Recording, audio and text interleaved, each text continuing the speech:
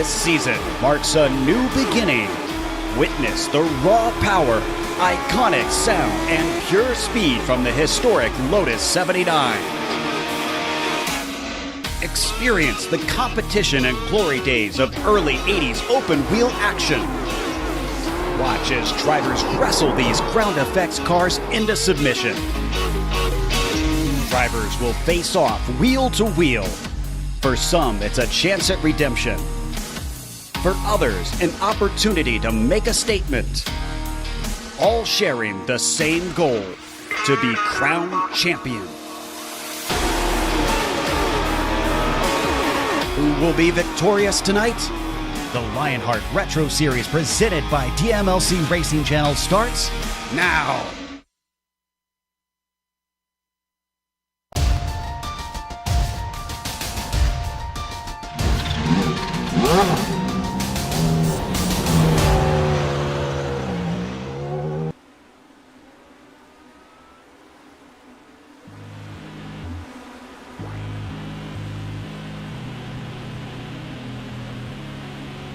Competition, commitment, excitement.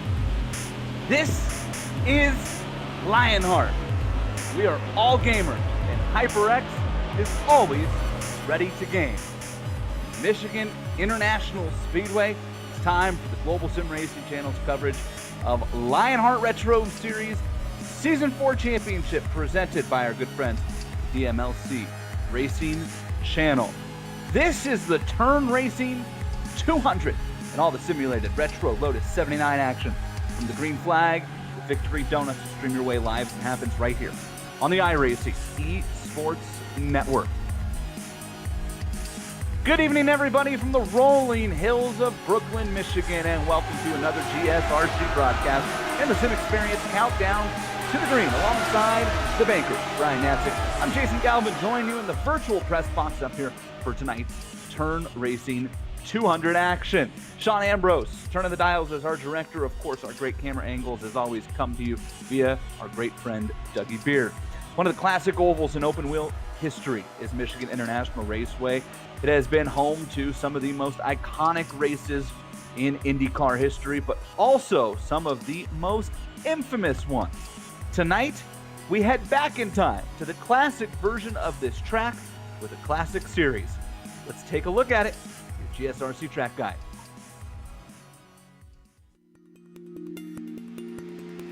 Welcome to the Michigan International Speedway. This 2-mile D-shaped oval located in the beautiful Irish Hills of southern Michigan, sitting about an hour and a half's drive to the southwest of Detroit along I-94, right in the backyard of Chevrolet and Ford.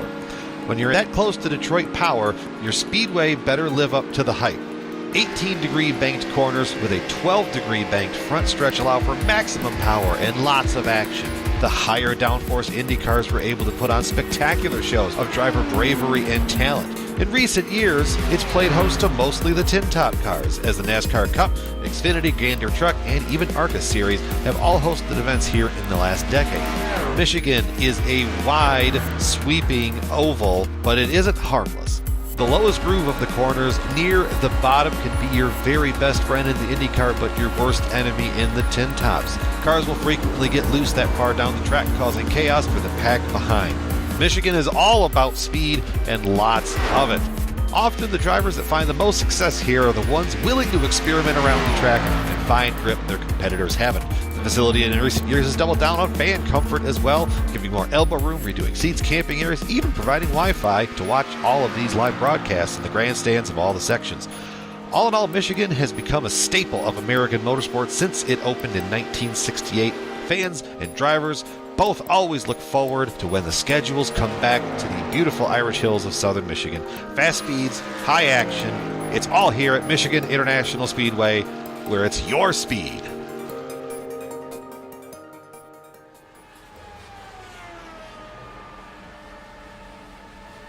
Bringing in my longtime broadcast partner, the banker, Brian Natzik. Yes, we are up in your neck of the woods tonight. Michiganders, they do love themselves some cars in general, and MIS just outside of the Motor City. This track is as good as it gets for open wheel racing, Brian. You're absolutely right, Jason. Hello, welcome everybody to another Retro Series broadcast here. You're absolutely right. Michigan International Speedway, my neck of the woods, 18 degrees of banking, 2-mile D-shaped oval, formerly owned by the one and only Mr. Roger Penske himself. And you're absolutely right, just about an hour and a half down I-96 and a little bit of 127 to Detroit, downtown Detroit, that is. So that's where your big three have always remained. That's why Michigan, in terms of automotive racing, country, in the country, there we go, getting my phrases right tonight.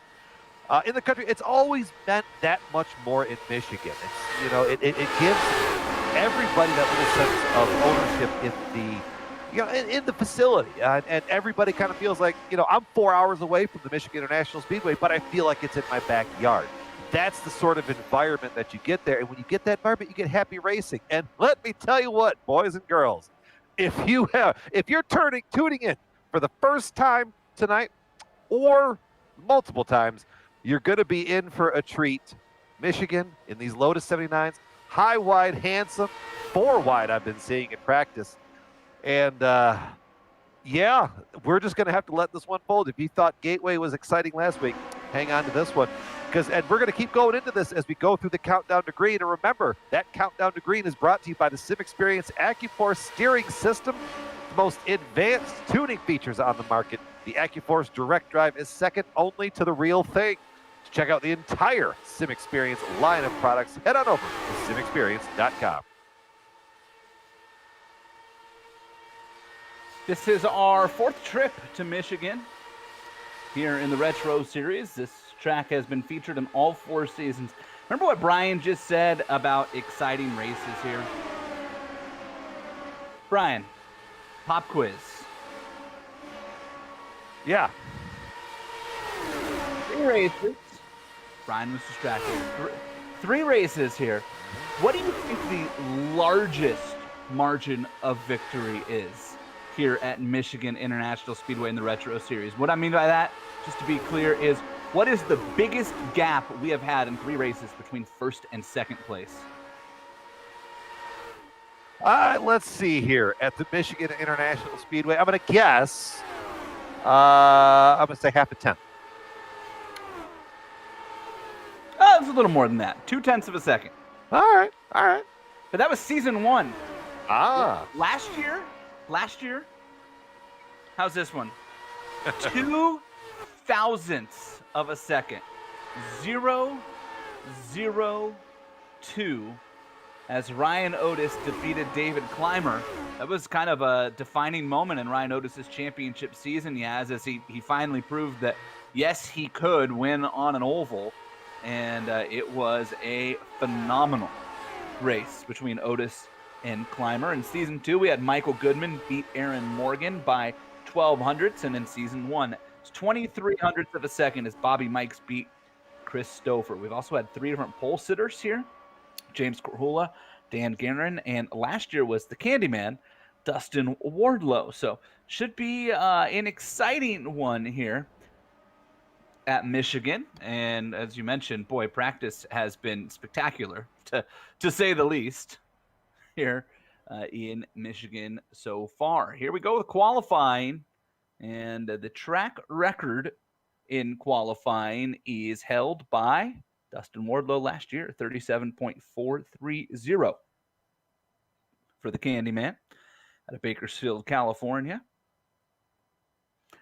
Last year, the field was kind of trimmed down. It was just 28 entries, and a little bit longer as we take a look at the point standings for the Lionheart Retro Series. George loves stats, and I got just totally hung up on the stats here. Yes, okay? Got to cut me some slack. Stats are cool. I'm a stat man. Points are stats. Points are stats. Right. Retro Series presented by the DMLC Racing channel here. Ryan Otis is your points leader over Sage Karam. I'm checking. Is Sage here? This has to be our weekly deal. Sage is here. Sage was not the biggest fan of oval racing after the IndyCar race last night, so I was wondering if he would make an appearance. Little Train up there in third, then the Candyman and Aaron Morgan. That's your top 5. Let's slide along to team points. This is brought to you by our good friends at HyperX. And that team with James Paulson, Ryan Otis, and Dustin Wardlow, 311 points in front of their teammates at Raven Motorsports Silver with George Anzaldo, Travis Jagerleiner, and Sage Karam. The battle is for second. Senrock Esports jumped Avatar Auto Racing last round and is making a run, just 16 points back now as the team of Jason Bossy, Ryan Corns, and Vinny Indicunha. Take a look at the Rookie of the Year standings presented by Butt Kicker. And there you see that name again, classy Jason Bossy, to the adoring fans in the chat. Still on top of the Rookie of the Year standings. You got Richie Hearn, 24 markers back. 2 markers back off of that is Tommy Ryan, Ricky Harden, and the Reagan man back there. Chris Reagan in the 19th spot. I tried to make a nickname there, didn't quite stick. But if you're outside of that top 5 in points, you know, sorry, you're just not going to get a lot of airtime right, as we're getting down towards the end of the season. Because you look at that Rookie of the Year standings, and that's where the battle is. I talk about it every single week. Go back to Gateway, find it again. Just how close this battle is, how exciting it's going to be each and every single week. And I promise by the time that we get the green flag going, I will stop trying to make words and nicknames up as I'm being ridiculed off air that I'm glad that no one else can see.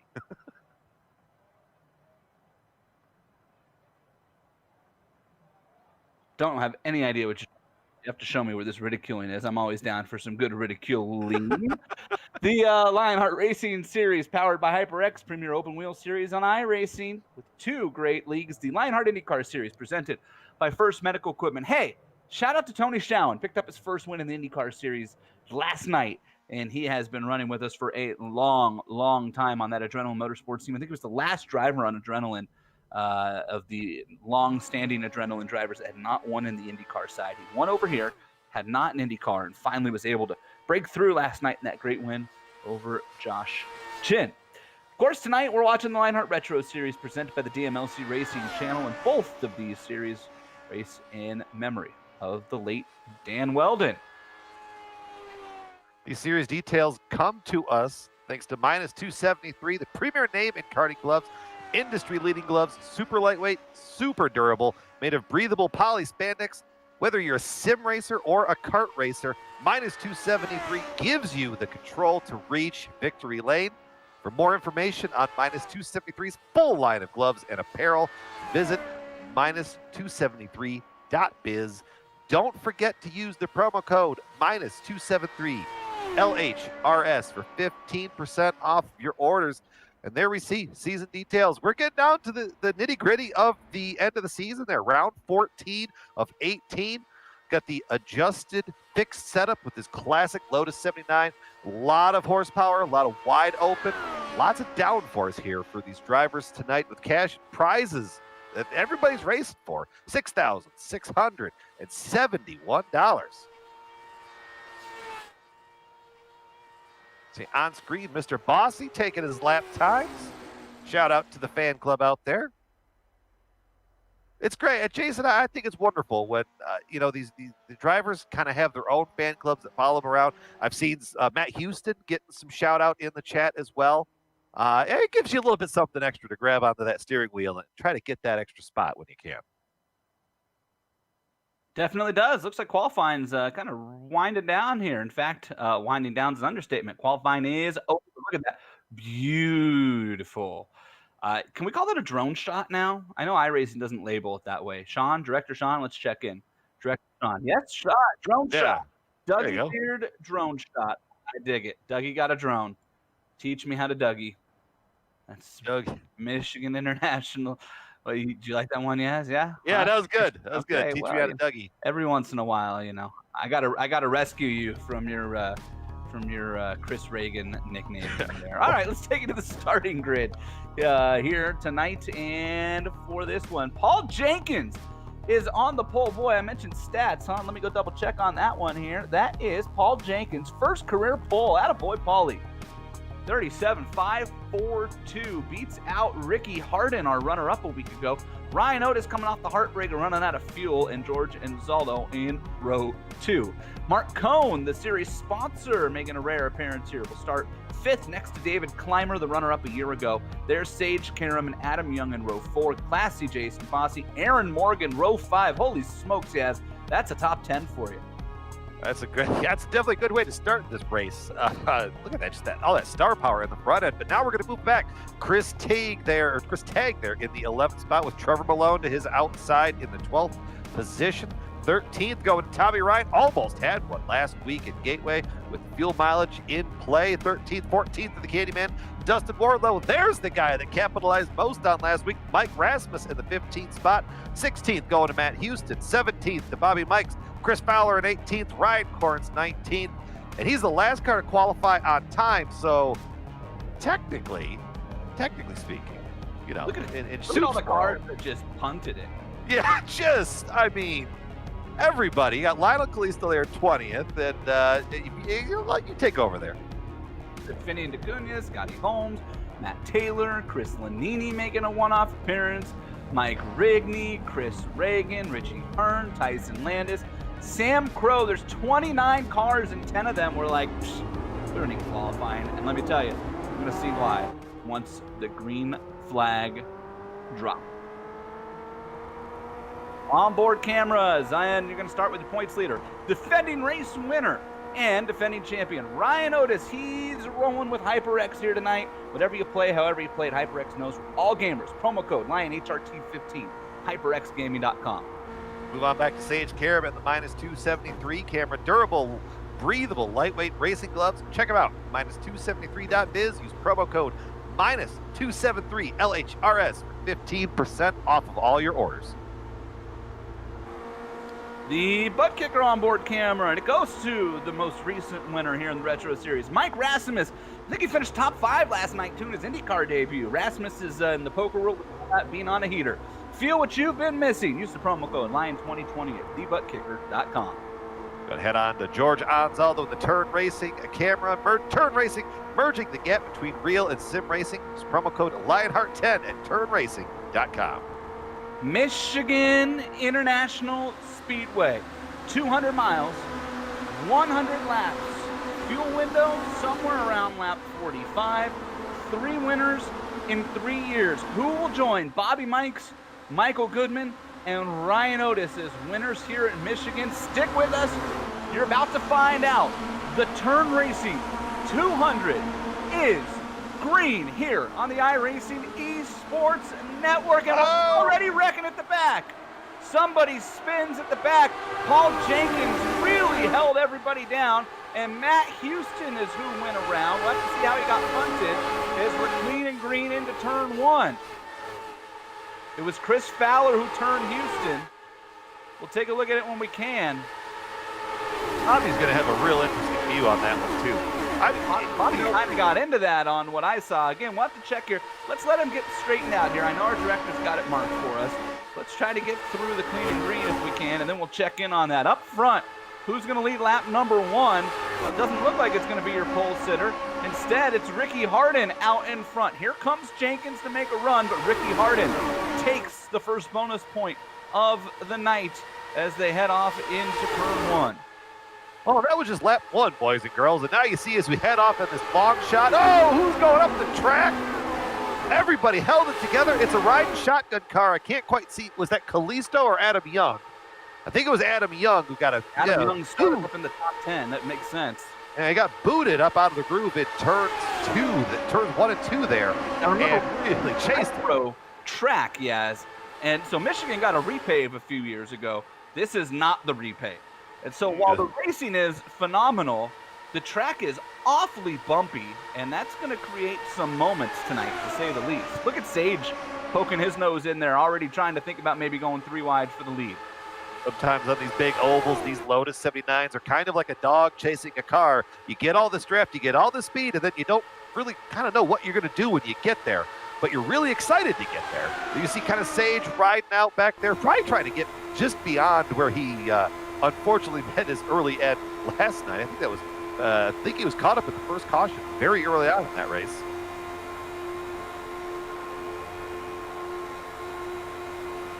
Look at that onboard camera here looking right above the helmet. Driver looking forward. Chris Tagg going purple, and whoever was right in front of Jenkins just disappeared for a moment. Ricky Harden did lead that lap as well. Paul Jenkins keeps poking his nose out in front, but has yet to actually lead at the line, so Harden led all three.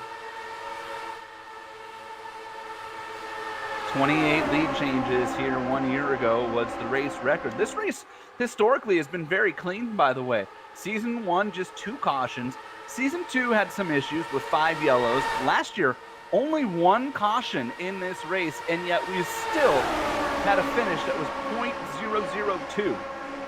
Pretty phenomenal stuff last season. They're 3 wide here into turn 1, and poking in on that top side, that is George Anzaldo, the series founder. George had an interesting night in IndyCar last night. I'm sure he'd like to make up for it here.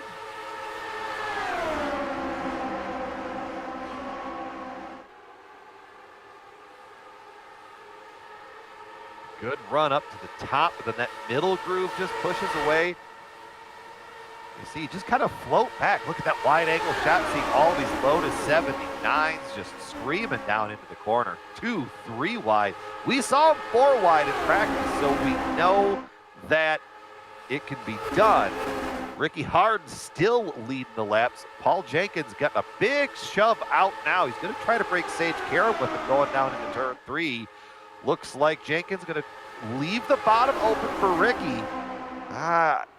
Late in the race, I don't see that happening. On lap 6, it's a pretty good call. They're going to try and stack him up 3 wide back there. That's a Candyman. Adam Young, we were just talking about him. And George Anzaldo. Tommy Ryan, a very interested onlooker beyond that. Just back there, Chris Tagg.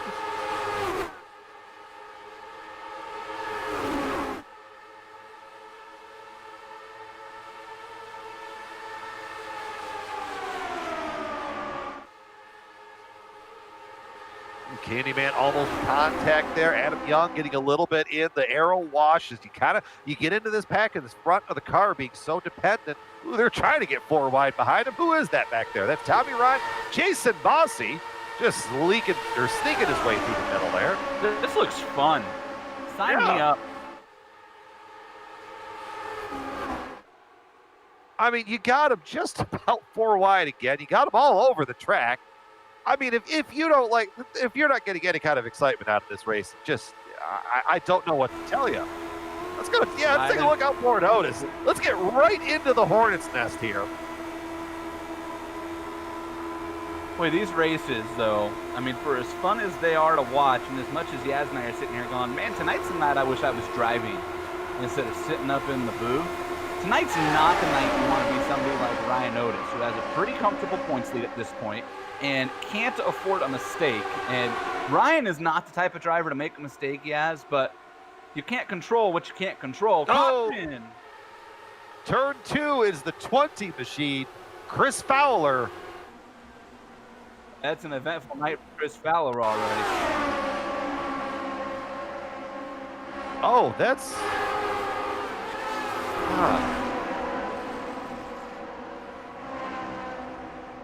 Man, it's a good jump on board here. See if we can take a look. It's Tyson Landis, who was coming up the track, and Chris Fowler just kind of ran in the back of him. Riding on board. Well, look, he got to look ahead of that, though. I was just going to say. Yeah, whoever was in front of that, there was a blink, and that caused that other driver to check up.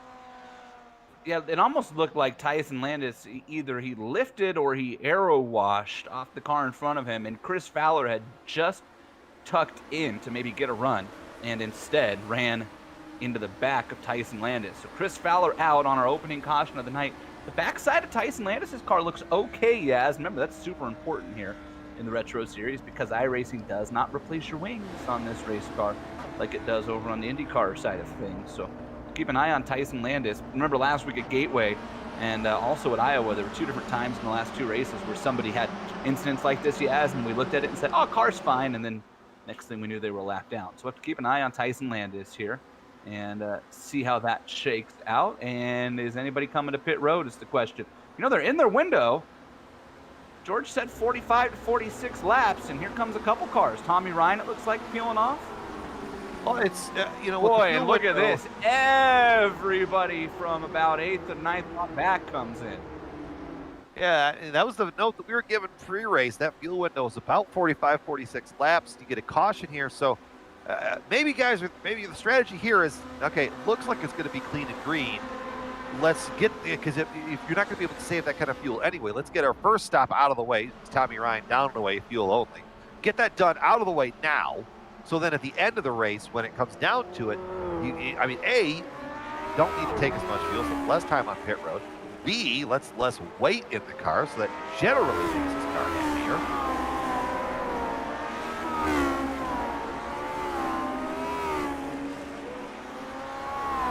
Let's see, Sean, do we got that, the shenanigans at the start of this race? Let's get that going here while the field is pacing around.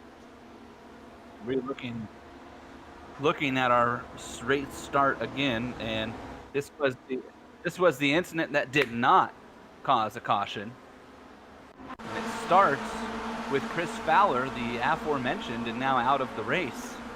Chris Fowler, and he just guns it, and nobody else had gone. That was a strange start back there.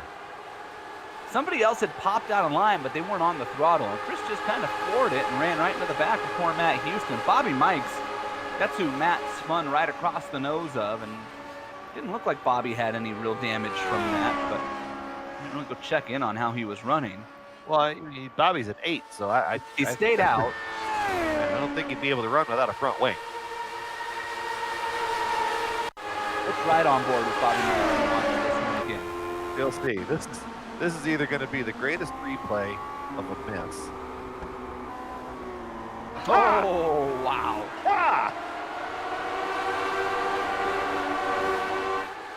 That's worth a Lon Hansen's bratwurst or two. Bobby, if you go back and get the clip that replay, send it into iRacing Top 10. It's a great record point. Right.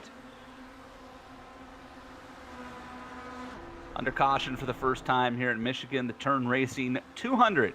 Round number 14 for the Lionheart Retro Series presented by DMLC Racing Channel here in the 2020 season. It's an 18-race season. It means we've got 5 to go, including tonight. And those points that we looked at included drop weeks, which are now part of things. And so Ryan Otis is feeling semi-comfortable. Remember, Auto Club at the end of the year is a double points race. Paul Jenkins, your pole sitter, is also your leader right now, his first pole of the year. Ricky Hart and Dustin Wardlow, George Anzaldo, Adam Young, Sage Karen, Chris Tagg, Bobby Mikes, Ryan Otis, Mike Rasmus, David Clymer, Mark Cohn. Those are the cars that stayed out. 12 stayed out. Everybody else came in. 28 of the 29 cars still running. Chris Fowler's night is over, and the pace car will peel off, and Paul Jenkins, for the second time tonight, will get to bring the field to the green, and this time he's on the loud pedal a little bit earlier, and everybody kind of stacking up back there. No issues yet, though. Oh, maybe we do have problems. Aaron Morgan and Jason Fossey with damage. I just heard Aaron Morgan come on and say, sorry, dude, he went and then he stopped. He was talking about somebody. Morgan might be okay.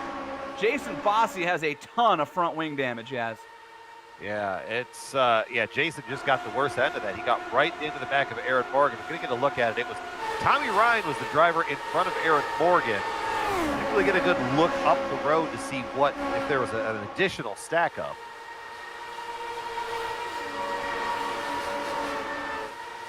Boy, I don't know, I'm kind of watching that there. And Tommy kind of gunned it.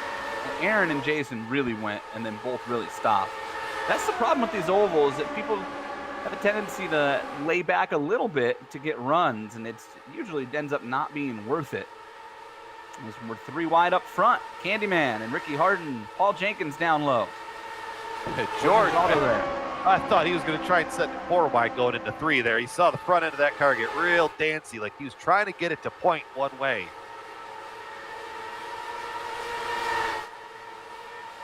The lead change. Now Dustin.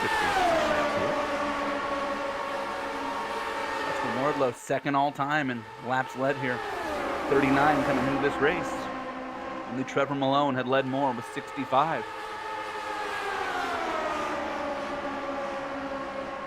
Trevor Malone not in the picture at the moment. Good opportunity for Dustin to eat into that advantage a little bit. Trevor Malone running back in 15th right now, just ahead of Richie Hearn. And a big gap to the next few cars.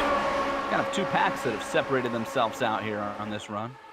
Well, and it's very interesting to note is that the division happens right at the nose of the 99, where the restart. Yeah. happened. Well, yeah. Also a semi-interesting note is the division also happens right at the split between cars who came to pit road and cars who did not.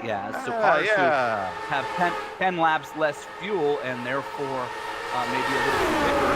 And Tommy Ryan is the first car who came to pit road, and he's trying to hang on to the back of that pack right now. And then the big gap from Tommy Ryan back to Trevor Malone.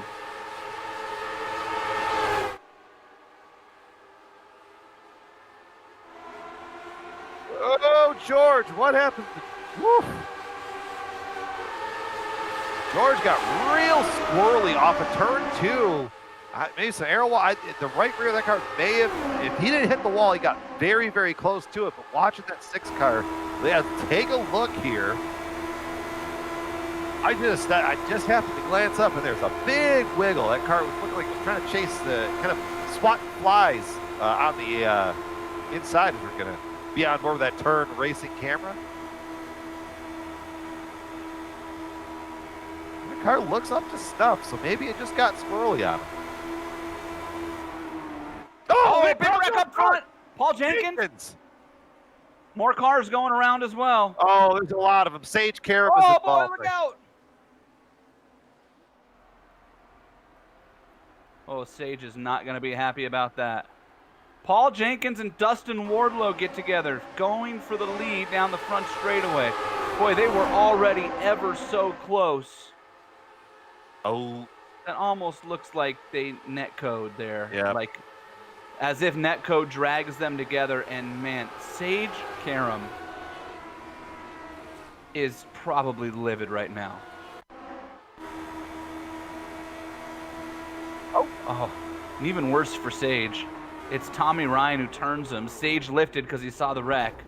Tommy had no way to see it. He was tucked up behind Sage. And then it got ugly. Mark Cohn with some great wreck avoidance there. Watch the gold car at the back. Oh, hangs it left and gets by it. Caution number 2. I show George and Zaldo got a big piece of that as well with Paul Jenkins, but it'll depend on how the netcode gods treated them. I was just looking, you try and find a bright spot out of all that. Adam Young found it. He came off a turn 2 fourth, and he's now leading them to pit road. And here comes pretty much everybody who did not pit. By the way, if they're coming down pit road here, if we can get a look at Chris Tagg's car, he was the car who hit Paul Jenkins. Chris Tagg was having a phenomenal run. He was up to 4th spot there when Jenkins went around, and that is not going to be the case once we get going again on pit road. Chris Tagg has a ton of front wing damage, similar to Jason Bossi. And everybody rolls off a pit road here. We'll get a look at Tagg. It's the back of the car, and you can tell, just look how long he's sitting there. That's repairs.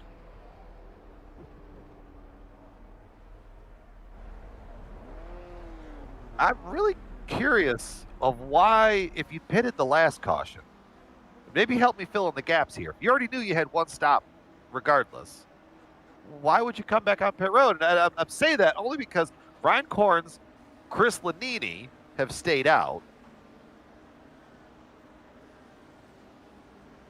So I just think if you already had that one stop, why kind of get back in there? Because we know this car is great on light fuel, so it'd be very interesting to watch this 92 and this 28 on this, I guess let's call it an alternative strategy now. Let's get them out and see how that kind of shakes out in front of the field. It's definitely an interesting point.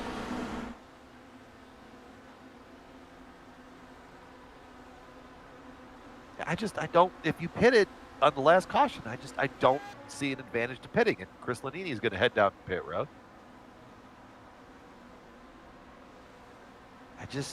Unless I'm missing something or we got the wrong fuel numbers. 1 to go. Lights are off on that Ford Mustang pace car.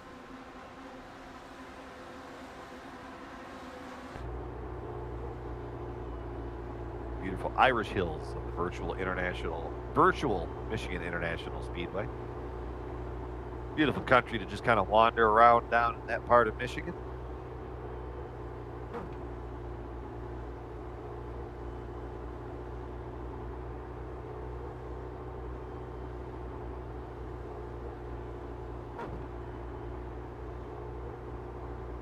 Let's run you through the top 10 here after the pit cycles, and every car has now been to pit road once. Ryan Corns leading Adam Young and the Candyman Dustin Wardlow in third. David Clymer and Ricky Hart in your top 5. Then it's Bobby Mikes, George Anzaldo, Ryan Otis, Chris Reagan, Mike Rasmus. Ryan Corns, did he take a qualifying time, Yaz? I forget. Was he the first car that did not? I think he did. He was the last car, right? Yeah, he was. Last car to take qualifying time. Ryan Corns from slowest car in qualifying, not last place, but slowest car, to first, and it took him a whopping 21 laps. Not even. I think that's started from the bottom, and now we're here. Yeah, that applies. Now the trick is to stay there. Pace car peels off. This will be the first restart, or start, for that matter, that Paul Jenkins was not the leader on. And be curious when Ryan goes, and the answer is really, really early. That should help kind of thin things out here on the restart. There always seems to be more problems the longer the leader kind of holds everybody down. Yeah, you can definitely see. I mean, you're talking several car lengths between each car now. Ricky Hart trying to make a run on the outside of Clymer. Quite momentum there. We'll take a look at a race analysis here.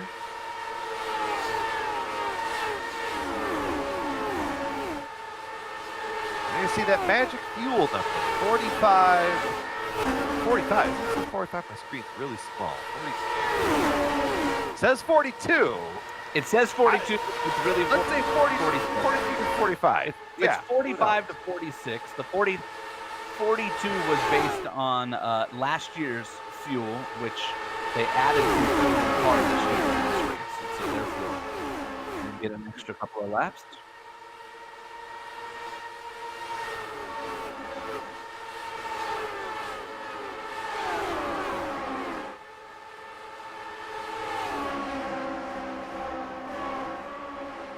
Listen to some of the ambiance.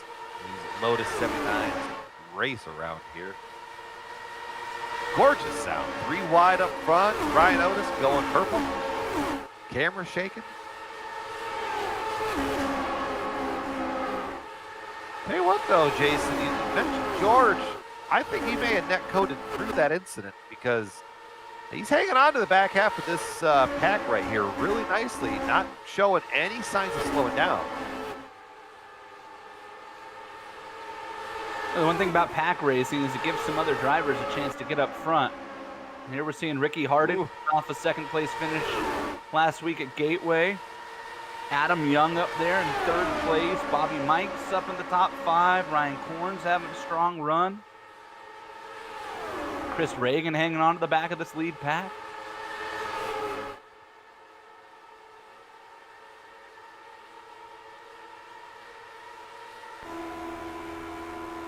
Ride with Mike Rasmus. He is the last car in this first group lead pack.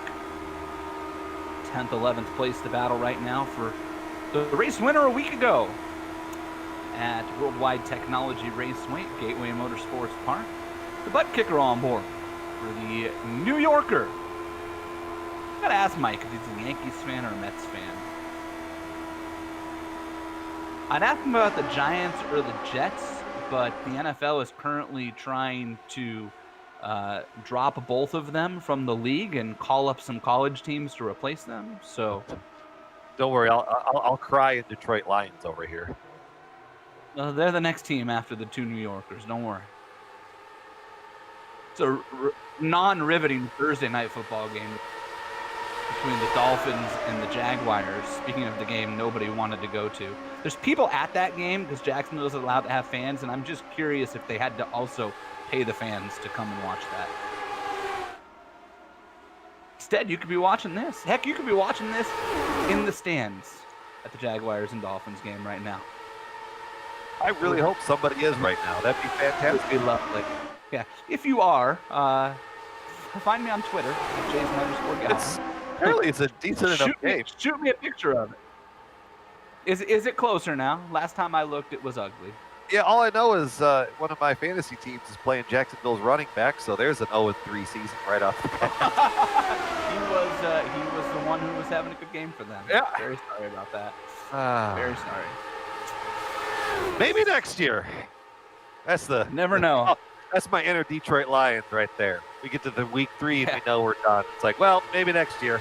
You know the Detroit Lions haven't won in almost a full calendar year? I feel very bad for you. Very aware of that. That's rough. Really, what my plan is to hire them at my funeral so they can let me down into the ground. One final time. Oh, wow. Boy, things got dark on lap 28, huh? Just saying. What did lap 28 do to you? Well, if it was Matt Patricia trying to call it, he would have hit it right now. The darts keep hitting bullseye. Out front, Dustin Wardlow, Ricky Hardin, and Adam Young. They were 3 wide through that entire thing. So obviously none of them are listening to the broadcast. So they would have wrecked. No, those are 3 darts sharper than Matt Patricia. There, I got to get my final one. Ryan Otis, yeah, let's go back on board here. Look at Otis. Look at over the right camera. Bobby there Mike's you see, left. yeah, you see, that's just what Ryan does. He just kind of rides in these bigger. I almost said plate races. That's my NASCAR background speaking. They're these high oval speedways. He just has a way to just lurk. In a way, these cars have a restrictor plate, Brian. It's called the rear wing. Yeah.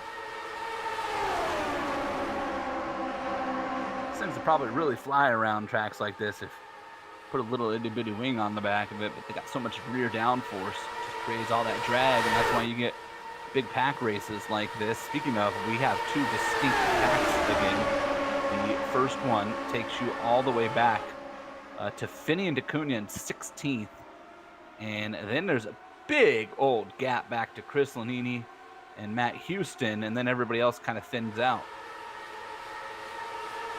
Oh, 4 wide for the lead. Let's not try that right yet. We're going to go 3 by 3, starting just like the 1994 US 500. Wow. So we should be wrecking just about now? Okay. Everybody look for Jimmy Vasser. Oh, there's almost contact. Bobby Mike's David Clymer. Clymer about climbed onto the back wheel of Bobby there. Oh. Here's an avid climber. Look at those highlighter cars. Let's move the camera back just a little bit. I think that's the. I was gonna say, which one? Right back there. Chris Reagan, Richie Hurd. I call them the highlighter cars because, I mean, let's face it. I've seen school supplies that are duller sheen than those cars right now. Yeah, but then Ricky Hardin went and added that yellow, and Bobby Mike's added that like pastel-y highlighter blue. So now we've got the whole like Crayola highlighter pack. We've got pink, green, blue, and yellow.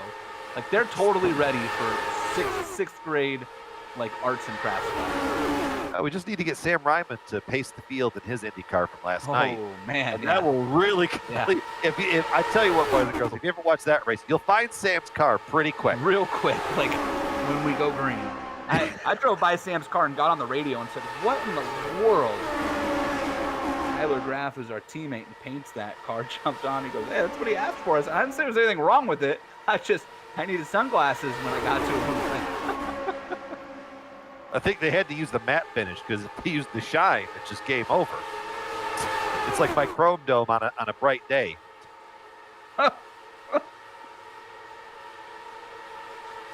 Still 3 wide up front. They're going to be 3 wide until lap 100. That's my prediction. Racing action better than Brian's jokes tonight. It was a low bar. Low bar. Gateway might have been better than your jokes. Ow. Which was well, that was a joke in and of itself. Because you started the broadcast by telling everybody how excited they were about Gateway last week. Well, if you remember, we had the leader run out of gas on the last lap, yeah. Jason. So that was the exciting part. Just had to endure the Ryan Otis show up until that point. Hey, more power to Ryan. Yeah, I mean, hey, he loves boring us up here. Because then he knows he's had a very clean race. Technically, at the stage, I just wrote the write-up on that race 2 days ago. I think Sage led like 83 laps last week, but because of the way the fuel cycles worked out, nobody will remember that. Look at Adam Young sliding it into the middle. Ricky Harden left the door open, and Adam Young said, yeah, I'll run the middle. Why not? Adam Young trying to make a case there at the end. And Adam Young going to try to... Unfortunately, I feel like every time we've talked to Adam, it's been before the checkered flag. I was just going to say, yeah, we talked to Adam a lot this year, but it's usually about lap 40. I feel like he wants to rectify that. So come on, Adam. Just as long as he doesn't want to wreck, you know. You see what I did there? Yeah, I got you. Fine. Adam's going to lead that lap. Good for him. Woo. Riding shotgun. Not anymore.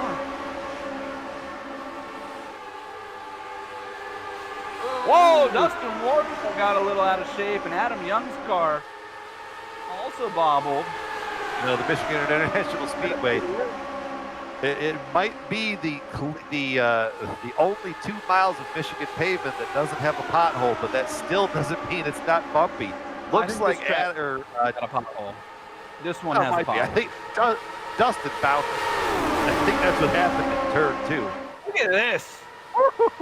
Dustin and Adam, Bobby Mike just held his line. He was like, all right, I'm here.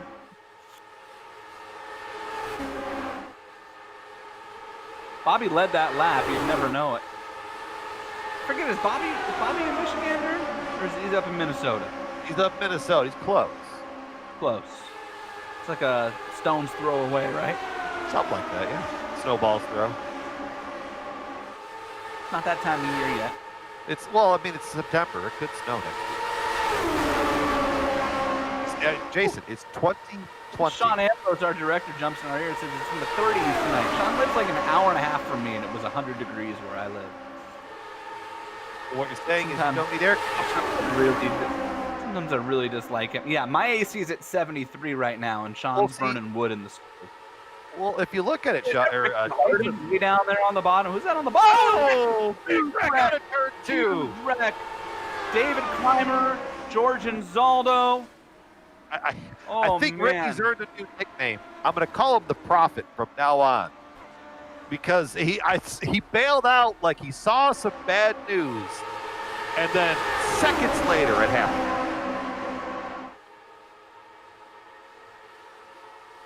Oh, Clymer. David Clymer not too happy about that. Not happy with somebody. Who was it? Oh. Well, I don't know. David Clymer said at least you got me with the second hit. But the view that I'm watching, I don't know. I don't know that that's Bobby's fault. David kind of runs into him. I mean, again, I'm going to say the same thing that I was watching in the Lionheart chat, and Paul Jenkins was a little frustrated after his wreck, and Sage Karam, who, if anybody's supposed to be frustrated, it's the guy who continues to get wrecked out of oval races. Sage jumped in and said, I think that's just a product of the nature of racing tonight, and I think we just saw the same thing. But I got to tell you, we're kind of lucky. We've now wrecked twice at the front of the field and only taken 4 cars out. That's pretty impressive. But David Clymer went for a ride. So did George and Zaldo. You feel for George and David. David was so strong and was the runner-up here a year ago, as we mentioned. And George, he wants to win one of these retro races so bad. Had a chance tonight. Taken away. Pit road, Bobby Mikes is in. Trevor Malone, Ricky Harden, Tommy Ryan, Chris Reagan, Bobby Mikes, Richie Hearn.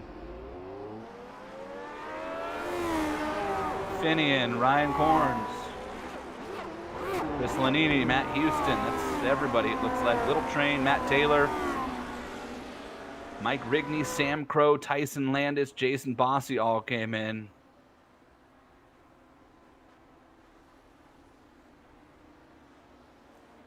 Lap 41 here at Michigan of 100. We're closing in on halfway under our third caution. This is the Turn Racing 200 on the iRacing Esports Network and Global Sim Racing channel.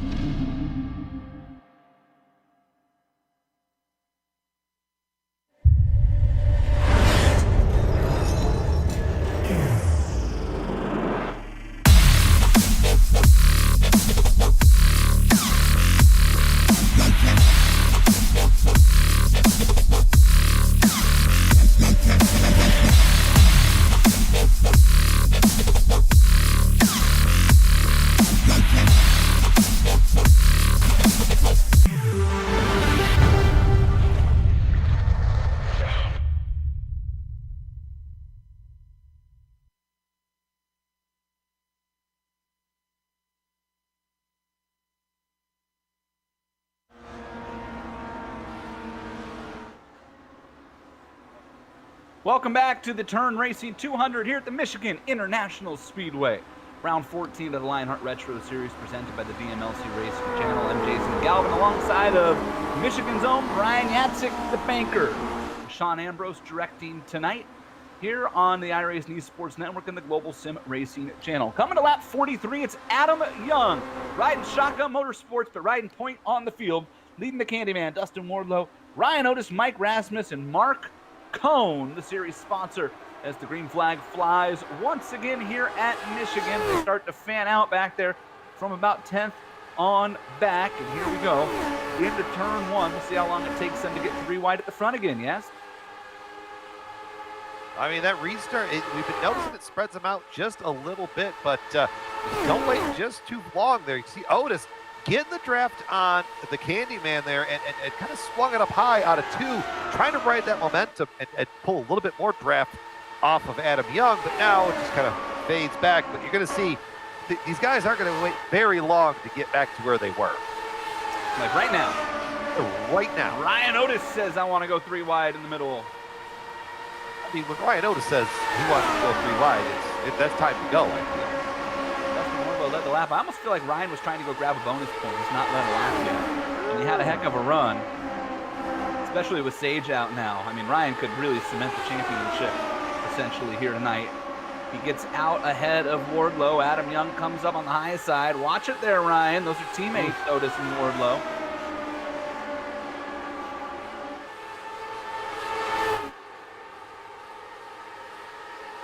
Otis not going to have a big enough run this time. These cars really, they side draft incredibly well. I made a killing on that when I ran the series. Yeah. Whoa, Wardlow, and what was that? That was so close. Kind of saw Erasmus's car, and then look at Otis up the track on Adam Young. They know we're not halfway yet. This is not NASCAR. There's no stage bonus points. Otis, maybe pitching just a little bit there on the game. It's pretty aggressive for Ryan Otis for lap 45. He really wants to lead a lap. I don't know if he wants to lead a lap that bad. He'd tuck in and get a run like Adam Young here. He almost put Adam in the wall. You might be onto something here. Like, let me get a bonus point and get out of here. I mean, when you look at the season, you look at bonus points, 24 bonus points for Ryan Otis versus 28 for Sage. So you know that getting a couple extra. Sage right now going to finish in the 27th spot. You got a pretty good chance to make a big dent in this one.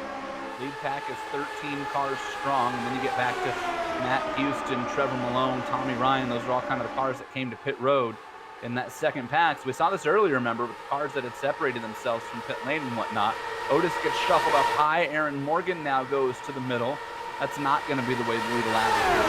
Ryan Otis. Dustin Wardlow continues to click off last lead here at Michigan. In your top 5 as it runs right now is Wardlow, Adam Young. There's Mike Rasmus up into the top 3 for the first time tonight with Ryan Otis, and then Bobby Mikes and Mark Cohn. We'll call it the top 6 as they are 2 by 2.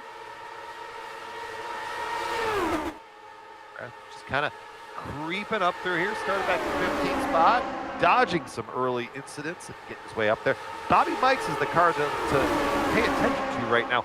First car with the first car up here in this pack that pitted on the on that last caution we just had. Boy, last time by, the gap up front was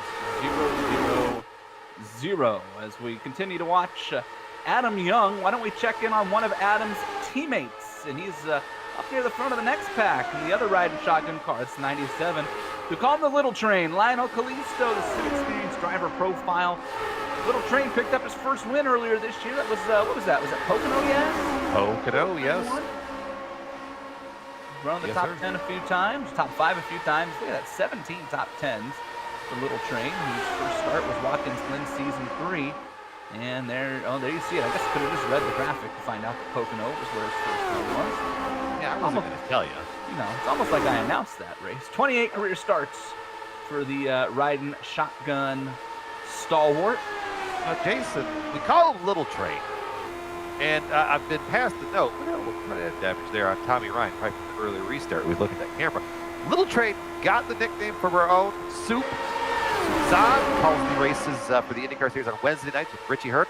Go back to their Majors series is where I know the name Lionel Kalisto from, and that was way before I knew him in Lionheart.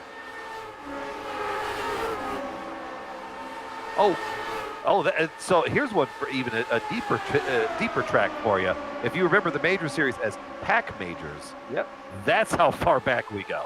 I made some starts in Pack Majors. Have not since it's gone to the Majors, although I know the fine folks that run that great organization. Called a few races over there. Adam Young gets a lap led there. And Adam's showing Ryan Otis how it's done. Saw him get right down next to Wardlow and use that side draft to poke out in front at the line. It's kind of interesting that Otis never tried that because he was getting pretty close to Dustin getting into the corner. Kind of didn't make sense that he didn't go try to do it down the front straight and get himself a lap led. Just cleared halfway, by the way. Woo. Halfway. As Murray Walker said, with half of the race complete, means we have half to go. Expert analysis from our own Brian Yatsen. Soon to be employed by ESPN The Ocho.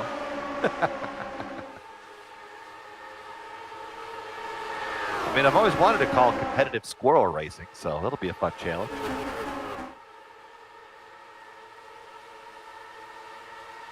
Oh, okay. John mentioned the Lumberjack series, yeah. I'm a lumberjack and I'm okay. Outdoor games, right? What was that stuff called? Do you remember that where they did like the I do. Cut the tree, chopping the tree down, and the. I thought it was like the lumberjack games or something like that. I remember watching those on ESPN. Yeah. Yeah. That was good watching. Like this, let me tell you, 10-year-old Jason watched a lot of that. Yeah.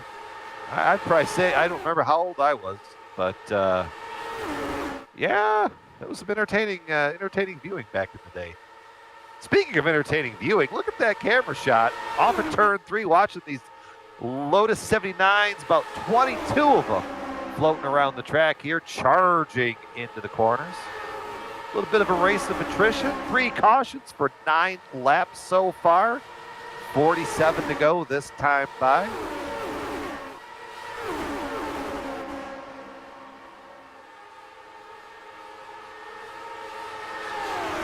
It's still, Jason, I was about to ask you, pick a favorite, but I'm going to say that The pace car. the window is still open. Yeah, the pace car. You could pretty much fold a blanket over the top 10. So if you're rolling straight by the end of this, you still got a shot at it.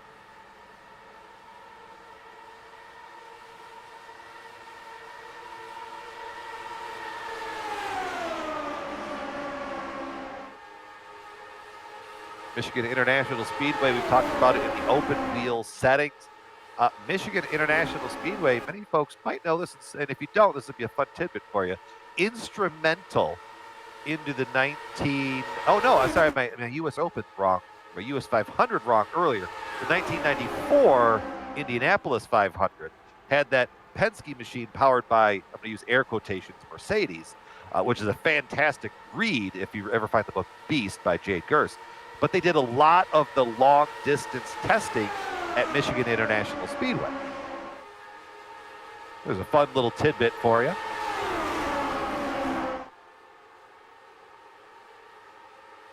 The 1996 US 500 was the one I was referencing earlier, where they paced 3 wide and wrecked it in turn 4. That happened, yes. Yeah. Jimmy Vasser was the first one that went around in that, right? I think. There's a lot that happened really fast. I just remember during the red flag, them all getting backup cars out, which was a new one for me. Oh, well, technically the race didn't start. Well, I mean, yeah, that's correct. It did not. It's my uncle, if he was plumbed different, he'd be my aunt. It was kind of that little scenario. Way to make that a little more GSRC, IESN. Yeah. Friendly there. I feel of some of the ones I've lobbed across the bow, that was probably one of my cleaner ones. That was impressive. I wouldn't have on my feet been able to make that joke as clean as you just did, and that's one of my favorite ones. Remember, Jason, we're digging out of a hole from early. That's true. So you've been saving that one as well. Oh yeah, I thought of that somewhere early on in the race. Like, I got to hold on to that one. Let's ride with your points leader, Ryan Otis. Defending race winner, currently sitting in 5th place, stuck up top. HyperX bringing you this onboard camera. LionHRT15 is the promo code at hyperx.com. Let me tell you, Jazz and I both have HyperX headsets. Big shout out to HyperX for coming on board to power the Lionheart Racing Series this year and to hook drivers up with headsets. Let me tell you, man, I've got humongous ears, Jazz. I don't know about you. I know we both have big heads. I've got ears like I'm pretty sure Disney wrote Dumbo about me. I just wasn't born yet. And Adam Young, that might be a penalty, Adam. Just went below Wardlow, but he also dipped his tires below the white line. That's interesting. I was going to say the HyperX headsets, man. That's the only headsets that don't hurt my ears after about 90 minutes. So take that for what it's worth. There's a glowing endorsement from the inspiration for Dumbo the Elephant. I mean, I'm just of the variety of when I wear something cozy and comfortable, and I tell you it's good, I don't waste my time. It's a good product. So what Jason and I both are saying, go out there, get yourself some HyperX headphones. And get a discount. Come on. It's all about saving that extra little penny. You cannot get a discount at Best Buy. Guaranteed. You can't. You went to that promo code at Best Buy, and they're just going to look at you and be like, what is this? Sir, please leave. Please sign up for a credit card. Yeah, then you might get a discount for the first one. Race control let that slide with Adam Young, obviously. He's still up there running with Wardlow. I'm fine with that. It was a calculated move.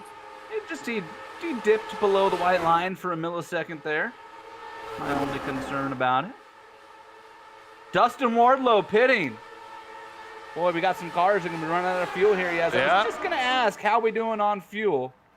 Boy, that's curious. 40 laps. 41 laps. 42.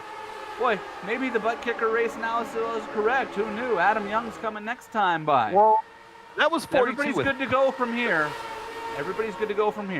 Hang on, Jason. That was 42 with cautions. Yeah, that's curious. they using more fuel in the draft? I guess you could be if you're not lifting at all. Adam Young's going to come this time. And I mean, the Brian other Otis- question here is, like, is Dustin Wardlow going to lose a lap? Wardlow is rolling now to I the don't end of think he pit is. road. He's off. It's going to be close. It's going to be real close. Young, To play that. Adam Young got onto pit road all by himself. I think Dustin, he might get just out in front of the pack because he is getting to turn 2 now. Now he can merge up. Merge Here up comes there. Bobby Mike off of and you one. can Wardlow's going to look stay out just in front. behind him. I mean, if you go to a rear shot of Dustin, About a half a straightaway. But he's got a big enough gap, and he's running fast enough speeds. I don't know if they're going to run him down. They might. he's got, Bobby Mike's got about another 20 laps of fuel. Ricky Hart's got about another 20, and they're going to be light on fuel, so more speed for them. Mike Rasmus has to come soon. Same with Mark Cohn, Aaron Morgan, Scott Holmes. You've already got Matt Taylor down on pit road, I see. Cohn onto pit road. In this time. Adam Young may have just leapfrogged the Candyman. Adam Young got out of pit road, He did, big time. and he's out in front of Dustin. Well, that's going to help 48 Wardlow, pitting. though, because Wardlow just got the draft, and so now they're definitely not going to get lapped. That's a surety at this point. They're running the same speeds with the draft. So here comes Aaron Morgan, and here comes the Watchman, Mark Cohn. Aaron Morgan is sideways, all crossed up. He hung on to it. Holy smokes. Aaron Morgan just had to save the year getting onto pit road. He loses his spot to Cohn. Mike Rasmus come this time. Scott Holmes is on pit road. Let's watch it. Watch Aaron Morgan. I thought to myself, man, he's coming in hot. Woo! It's not often that you're staring at the pit wall, full locked right, and don't wreck this. Look at that. Oh, baby. And he didn't even get a penalty, I don't think. Hey, he's going to beat Cohn off pit road. Get out of here. How'd he make that work? Oh, he might get a penalty, though. He just dropped 2 wheels over the yellow line, and iRacing, that's not an admin call. That's an iRacing call, and iRacing is not kind about that usually, so we're going to have to see. Oh, man. Karma taketh and karma giveth away. Just like that, perhaps. It was very, very close on exit. Okay. Dustin. Harden's getting close. Well, that group that all pit, they're hanging together. Wardlow, Adam Young, Aaron Morgan, Mark Cohn. They all came out together. Ryan Otis is there now. Scott Holmes, however, lost that group. He's back with Bobby Mikes and Ricky Harden. Mike Rasmus off a pit road, and he's going to fill right into this group. I'm going to guess Aaron Morgan didn't get a penalty. If he did, he would have been on pit road by now. Don't usually go more than 2 times. I know the newer, so, and this could have been a benefit of the older track. The newer repaves, the pit exit is much more of a fine-tooth comb than these guys. I'm not going to say the OG version because it's from the 2009 variation of this Michigan International Speedway. That's pretty OG. iRacing's 08, and this is 09.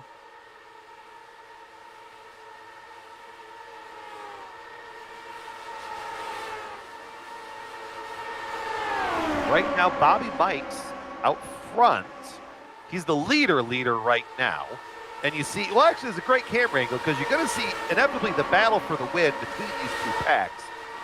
What I'm going to be very curious of is the lap times. So you look at Bobby Mikes out front, 37:35. Let's go Rasmus, 37:54. Candyman, 37:14. Adam Young, 37:16. What will be interesting is if Bobby Mikes and that second pack can run down the back of this pack of cars who already pit, who are heavier on fuel. Because if they can, Yaz, then they should come out like we just saw with a pretty decent gap over this other group. But if they cannot run this group down, it will not matter. Yeah, you're absolutely right. In fact, the way that they're sitting right now, just eyeball visually looking, that entire group that has not pit yet of Bobby Mikes and everybody, they're going to come out right in the middle of this group. for the lead. I mean, Yeah. that is actually the physical distance that Brian and I were seeing here in Tim. Now, This is the lead pack that you're looking at. Now, this is the pack we're talking about who's already been to pit road. Now, the thing that could throw a monkey wrench into this is these drivers, they got about 10 laps worth of fuel left in the tanks. They don't have to take as much fuel as Dustin and Ryan Otis and Rasmus. All those drivers, these guys probably take about half of the amount of fuel. So that's, with a 34-second delta back to, or 34-second gap back to Dustin Wardlow, and I'm going to probably wager about a 30-second pit delta. Whew, it's going to be close. And this now we're watching is the third pack on the track. This is for 7th on back. So it's Little Train, Lionel Kalisto, Matt Taylor to his outside. Tommy Ryan with that front wing damage is hanging tight. Chris Lanini, Matt Houston are all in this pack, as well as Mike Rigney and Trevor Malone and Sam Crow. And even Tyson Landis has been able to hang on. Oh, they're wrecking. They're wrecking. That's going to throw a monkey wrench. Matt Taylor is in the wall, and he wrecks with Tommy Ryan coming out of turn 4. Tommy And Ryan. that one's on Tommy Ryan. Might have to check his car for magnets tonight. Tommy Ryan, he just pushes up. And I wonder if the front wing had something to do with that. Push with like maybe a dash of net code right at there at the end, just to really make sure the job was done. Well, this is going to change everything.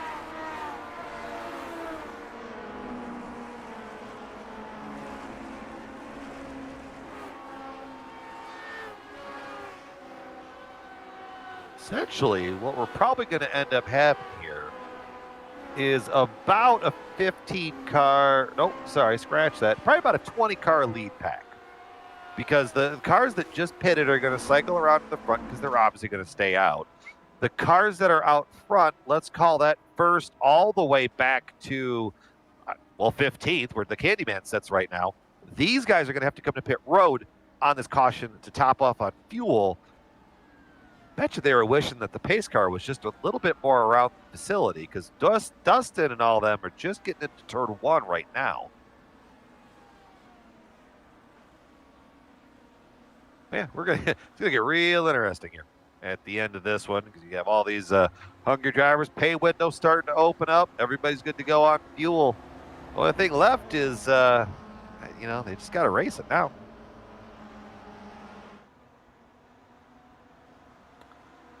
$28 laps to go. Adam Young's in ready for interview. Boy, Adam Young just he's always ready to get mic time. Adam, are you predicting what we hear at the end of the race? I'm like, why are you here now? I don't know. Just because, hey, I figured I'd tell y'all what's going on out here.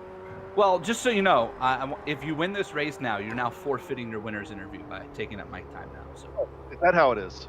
Yep. Adam, it's been a really interesting race for us to watch so far. It looks like you might have figured something out as far as the race back to the line and using that outside there that nobody else has. I'm going to tell you right now, I didn't figure nothing out that I didn't figure out last year. And if you want to know how this race goes, go back and watch the last 20 laps last year. I mean, I recall that the finish was .002. Yeah, and I was in 5th, only 40 feet behind. So, but at the same time, though, that was just placement at the coming to the line there in the last couple laps. And this time around, though, I got better placement. And I'm gonna try my best to make this exciting. I got a lot of racing for here tonight, and I've got things I want to say at the end of this thing if I win it. So, it's I got a lot. I want to go for it. Well, we look forward to it. Hey, the one thing we know we can count on with Adam Young is going to make it exciting. Doing my best, man. Doing my best. And hopefully you guys are up in the booth tonight. Good luck, bud. Adam Young currently running in the 2nd position behind the Candyman, Dustin Wardlow. 2 cars are going to wave around here. Tyson Landis and Scott Holmes. We mentioned they didn't have the best pit stops and were therefore swallowed up by the leaders and went a lap down. So they will cycle back around here and get the wave around. Lights should click off this time for the pace car, which would mean we will go back green with 25 laps remaining. There go the lights. There goes Scott Holmes and Tyson Landis. So Dustin Wardlow takes his rightful spot at the front of the field. 3/4 of the way through this one as we close in on another restart here on the iRacing Esports Network Global Sim Racing channel. This is the Turn Racing 200, round 14 of the Lionheart Retro Series presented by the DMLC Racing channel. I'm Jason Galvin. He is Brian Yatzik, Sean Ambrose directing and producing this fine broadcast here tonight. And we're in for a good finish.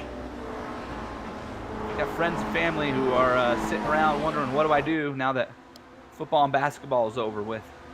Quick, text them the link. This one's going to be pretty fun. Wardlow, Young, Mark Cohn, Ryan Otis, Mike Rasmus. Boy, the dichotomy up front, Yaz.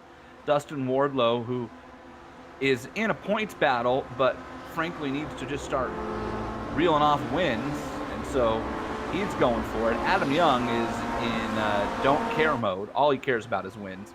Same with Mark Cohn, who's making one of his rare appearances here this year, the Watchman.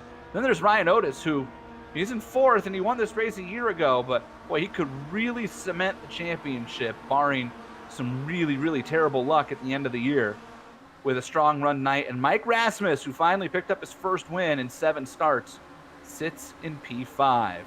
Here we go. Pace car peels off, and the Doors Candy Machine accelerates, and Dustin Wardlow brings us back to the green ahead of Adam Young.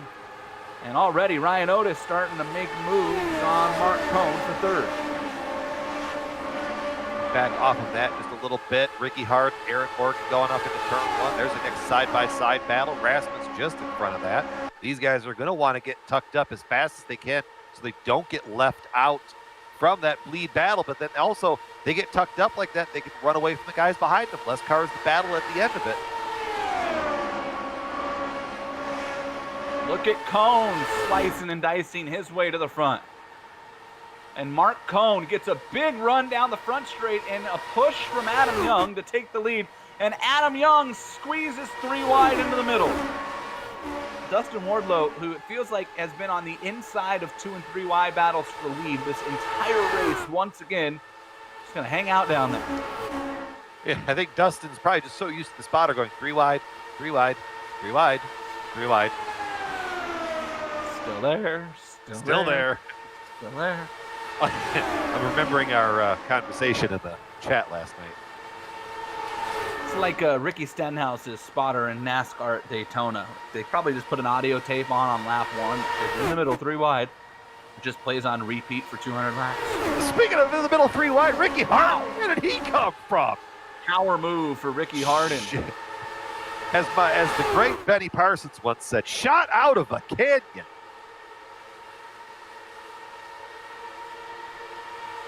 He messed it up. I know he messed the quote up. I know.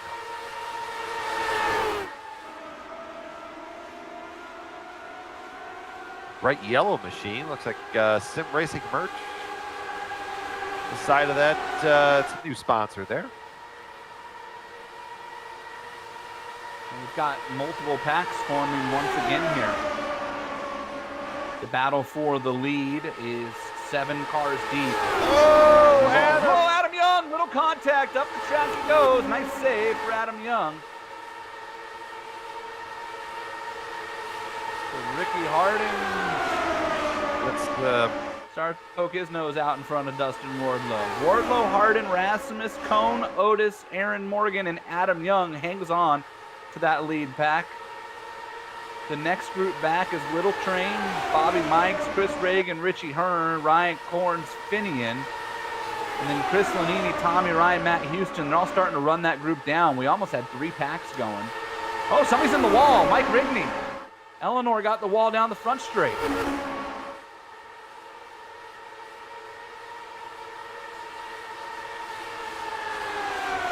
It's okay. It just kind of did the thing where, for those of you iRacers out there, you know, the wall tends to grab the car and hook you a little bit. So Mike lost a lot of ground.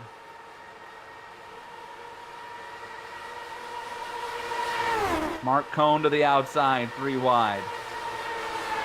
Ricky Hardin did not get the lead last time, but Adam Young's like the only driver so far who's consistently been able to get out in front of Wardlow, and there were 4 wide behind the leaders there. Cohn split up top, and Adam Young announcing himself, I have returned. Well, if you remember when we were just talking to him, what did he say about 20 laps to go? Yeah, look where we're coming at right now. Just going to cross the line. 19 to go this time. Well, so that bobble it delayed him by a lap. We'll have to call him out for that.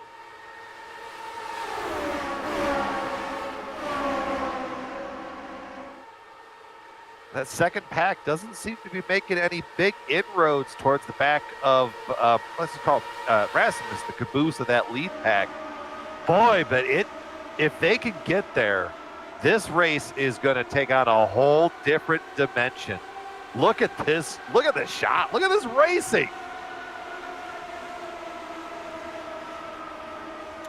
I just don't know how they're going to get there racing like that, Yaz. Oh, Tommy Ryan and Chris Reagan really getting close. I mean, let's look. That little train, he's at the front of that pack. 37-10.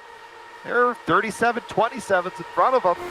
So they're gaining little by little. And oh, goodness, 4 wide again. Boys, hang on to it. Oh, there's a bunch of net code. Who's up Somebody in in the wall? Somebody in the wall. Big Reagan. Chris Reagan. That was Tommy Ryan again, but that was about 20 feet of net code out the side of that 99 machine. They tried to go 4 wide in the corner. Take a look at it here. Richie Hearn, Chris Reagan, Little Train, and Tommy Ryan went into the corner 4 wide. Oof. Oh, and it starts with Reagan and Little Train kind of net coding a little bit, and then it's like the net code just continued all the way up into Reagan. Oh, and Chris Reagan, who'd he catch? He caught somebody hard. Trevor Malone. Oh, Trevor Malone is football spiked into the wall. Well, that's going to bring the pack back together.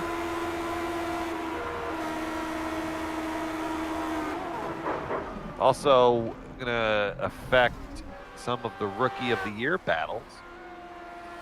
Chris Reagan is in the 4th spot in that, 4th or 5th spot in that.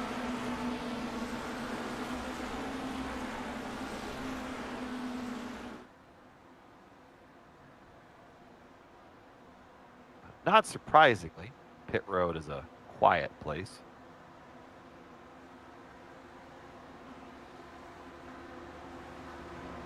Pit crews are probably packing away all the equipment.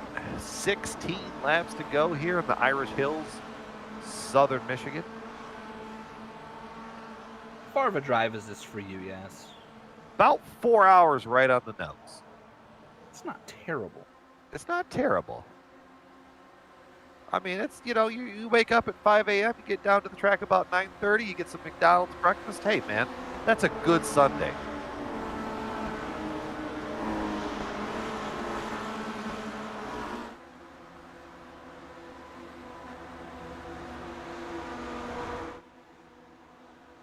Well, when you arrive at the track, your experience may vary. But on the way there is what I can control. Anyways. Good thing they never published the air quotation satellite feed. We'd all be fired about yesterday. Having fun here in the booth, bringing you even better racing. Right along here under caution with Ryan Otis. HyperX camera.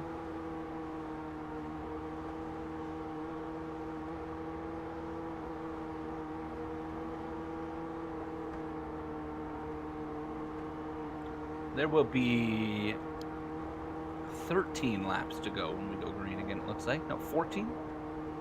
14 green. laps to go. Lights are out on that Mustang pace car. iRacing had a patch 2 weeks ago, as everybody knows. They have what they call week 13. This year it was week 14, right? Because we hit that weird window. So we got an extra week. And iRacing always releases, so every quarter, essentially, they release a massive overhaul patch. And this one was mega.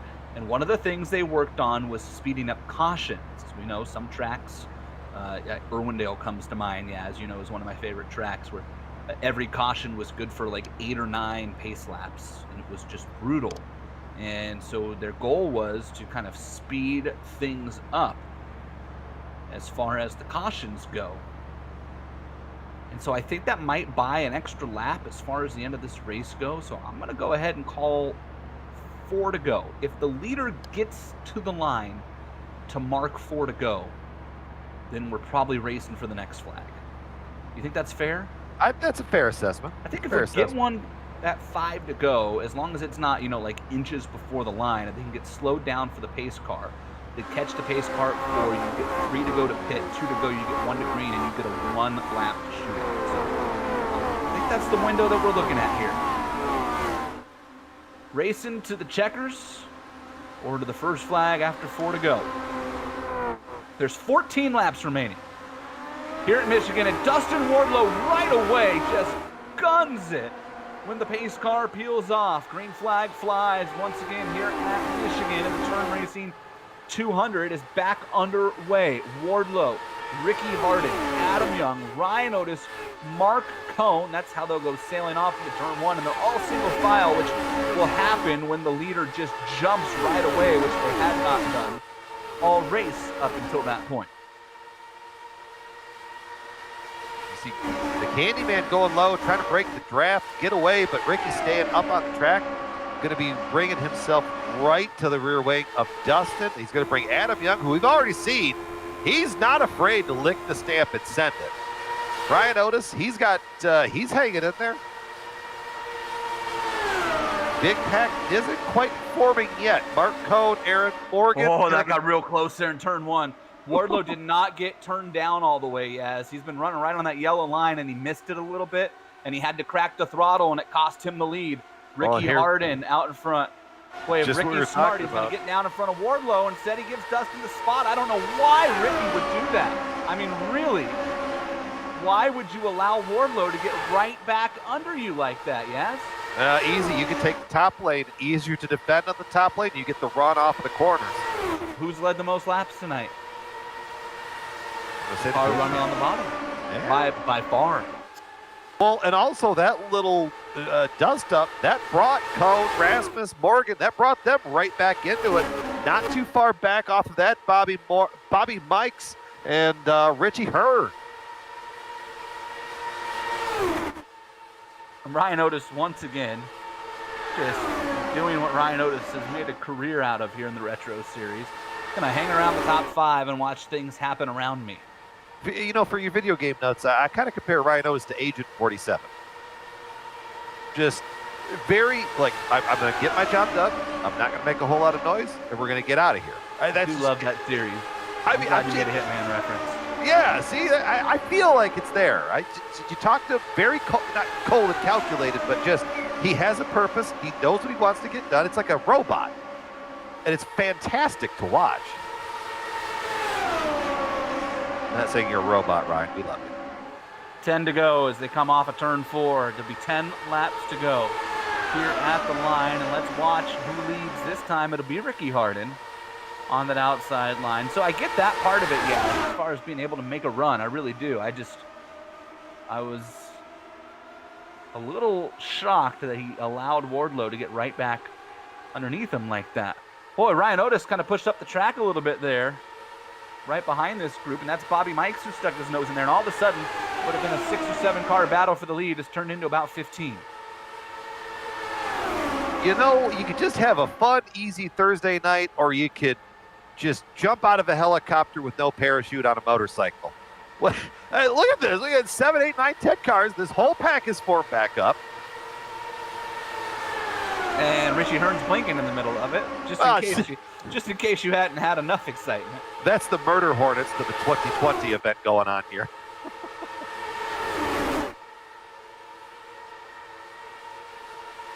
Still 3 wide to the lead. Adam Young on the outside, pokes his nose in front. Ricky Harden in the middle. Dustin Wardlow on the bottom. They're coming to 8 laps remaining here at Michigan. I want to give just a quick shout out to Matt Houston. Now, that name sounds familiar for at the front end of this broadcast, boys and girls. He started this race in the infield grass after some early contact. I literally was sideways in the grass, and the green flag flew. And he is up there in the lead pack, has persevered all night. Second time we probably mentioned his name after all that. Getting back up into the main pack, still has a shot at it. Good running from Matt Houston, the newcomer here for the series. Here comes Bobby Mikes. Anytime you see that blue 43 car start poking his nose around, Adam Young just got shuffled hardcore. Ryan Otis thought about closing the door up there on the top side. Instead, is Otis going to get hung out here? He has. Look at everybody line up. Ryan Otis needs to find an opening. They're trying to hang him out. They know what's at stake. If you can pin that one car back in the pack back there, that's one less guy. That's a championship for the race-winning driver that you don't have to deal with. So Adam Young, it's absolutely imperative for him to get by Ryan Otis. And there you got Mark Cohn on the bottom. He's going to make it interesting. Two riding driver shotgun of the year, Mark Cohn here in the Retro Series. Multi-time race winner. Oh, look at Mark and Bobby going at it. That's what we call clear-ish. 12 miles left in this one, 6 to go. We're closing in on that magic window where we won't get a restart. Bobby was getting real close on the fender, on the wheels there. Mark having to lift at turn one. That's putting him back into the pack. Ricky Hart, Candyman still out in front. Man, I hope we get to the end of this one. This is phenomenal. Tommy Ryan! He's up front wing damage and all. Dragging it. He's getting it up to the front. Oh, come on, boys. Bobby Mikes, 5 to go. Final. Adam Young up top. He's got Ryan Otis behind him. They're 3 wide going into turn one. Oh, one more contact, Adam Young. Big wreck. Huge wreck. That looked like it might have been net, Cody. Who's that barrel rolling? Is that Otis? Oh, it's Richie Hearn. Oh, man. They might Is restart. Otis in that? Oh, man. Oh, that no. is crucial to the championship battle. And it was about, if the last one was 20 feet in net code, I'm going to call this about 30. And then about 15 feet in net code. The entire crash was net code. Adam, Richie, and Ryan Otis. Man, and again, same situation as the last wreck that I mentioned there, Brian, where I think the two inside cars, they got together enough to make contact, and as they started to wash up the track, it's almost like iRacing's, contact, metrics took those two contacts, and when the middle car moved, it just assumed he would move all the way up. Same situation as the last crash. And now the question is, do we get a restart? I think we will. There's 3 to go as they come this time. And my guess is the lights are going to go off at 2 to go, and we will get a 1-lap dash. Oh, boy.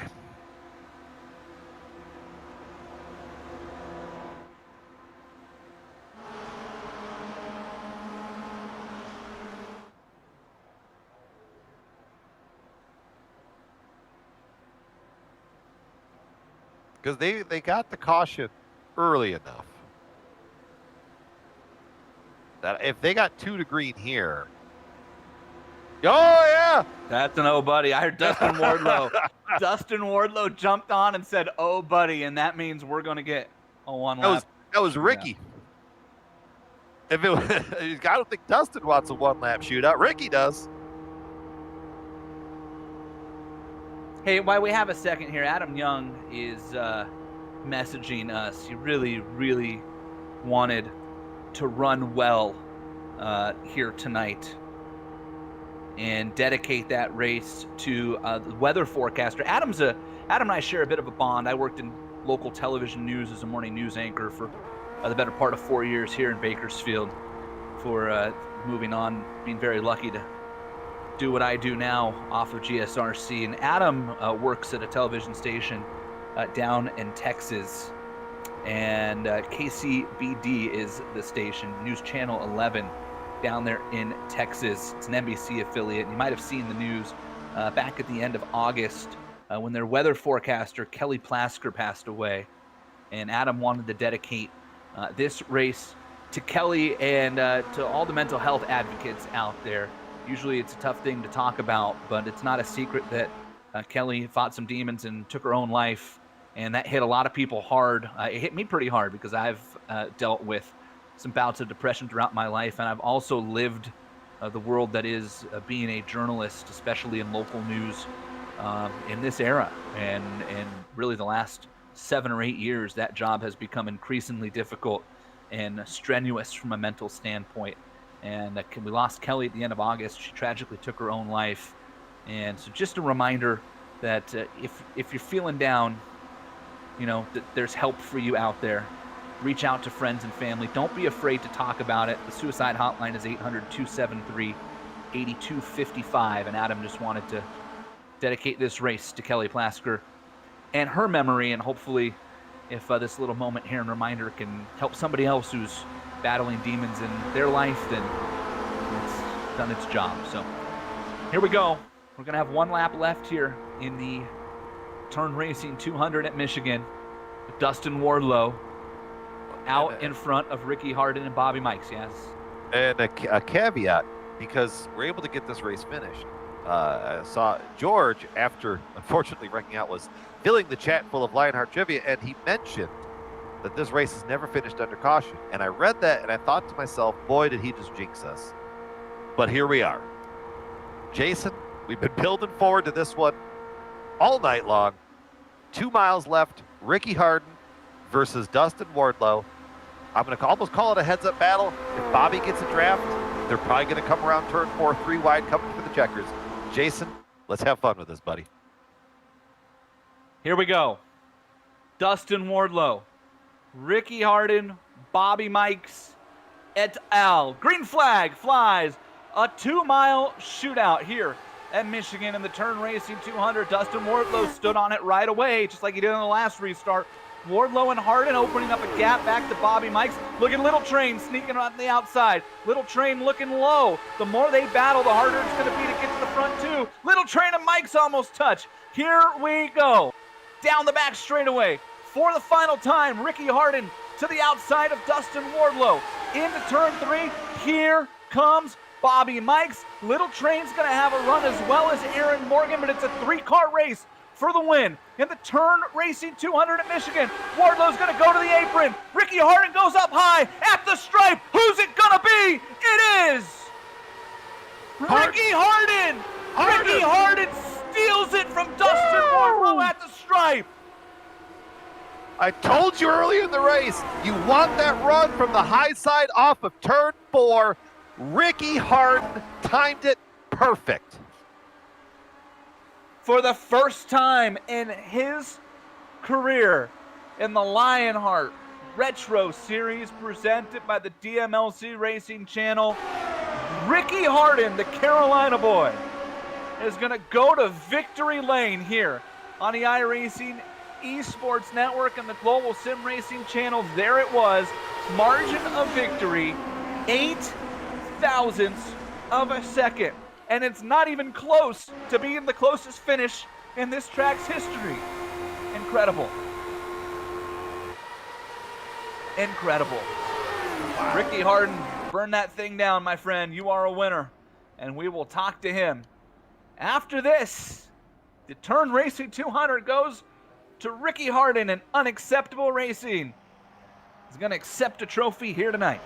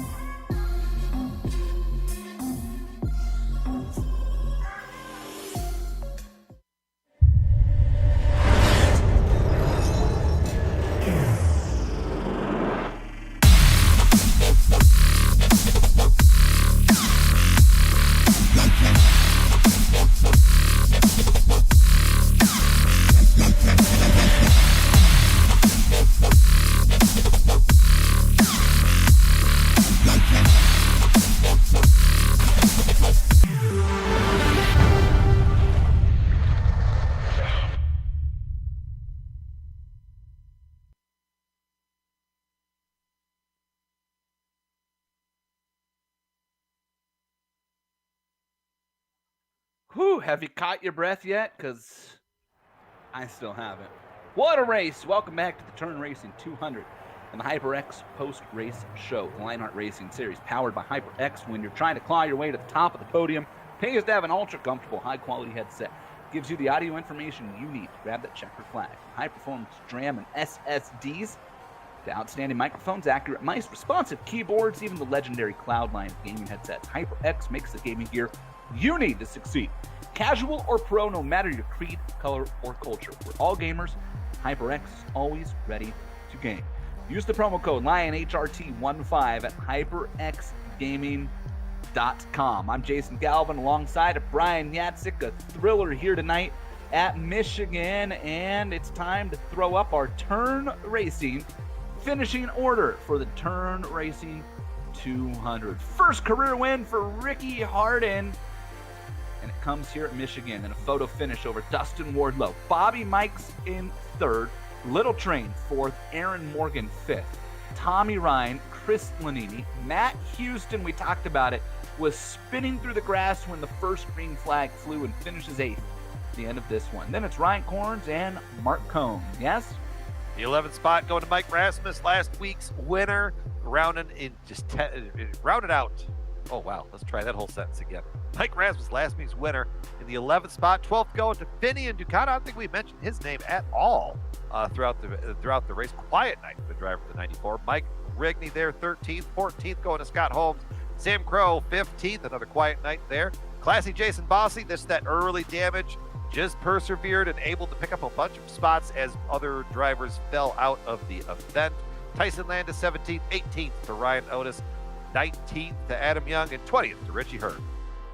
21st on back, cars out of the race. Chris Reagan, Trevor Malone, Matt Taylor, George Anzaldo, David Clymer, Chris Tegg, Sage Karam, Paul Jenkins, and Chris Fowler. All righty, let's head on down to the Sim Experience Victory Lane. Sim Experience AccuForce steering system, the most advanced tuning features on the market. The AccuForce Direct Drive, second only to the real thing. Check it out, simexperience.com. 2 weeks ago, or 2 races ago at Iowa, this man had a great run. Last week at Gateway, this man had an even better run. And tonight, he is your race winner, Ricky Hardin.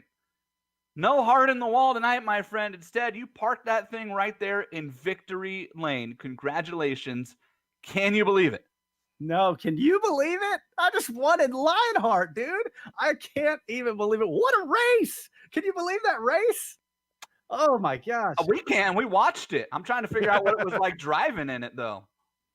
It was the most intense racing I've ever been a part of. I mean, constantly we're 3 and 4 wide through the field.